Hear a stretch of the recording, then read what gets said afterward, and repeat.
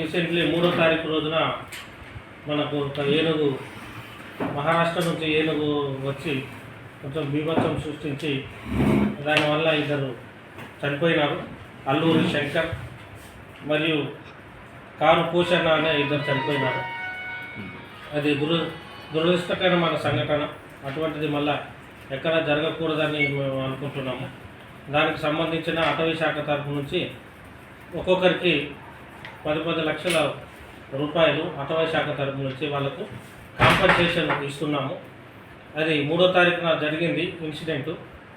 మరియు మనకు రికార్డ్స్ ప్రకారం 17వ తారీఖు వాళ్ళ దగ్గర నుంచి అన్ని రకాల సర్టిఫికెట్స్ అవి మనకు అందినాయి. సర్టిఫికెట్స్ అందిన వెంటనే ఇవాళ ఎట్ ఏ టైము మొదటిసారి వితిన్ ద 15 రోజుల నుంచి 20 రోజుల లోపు కాంపెన్సేషన్ వెంటనే ఇచ్చేస్తున్నాము.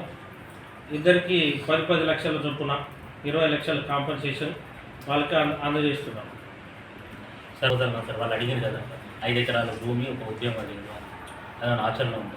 అది పై ఆఫీసర్ల దృష్టిలో పెట్టి దానిపైన మేము చర్యలు తీసుకుంటాము. మనకైతే అటవీ శాఖ తరఫున ప్రస్తుతం కాంపెన్సేషన్ 20 లక్షలు వాళ్ళకి ఇస్తున్నాం.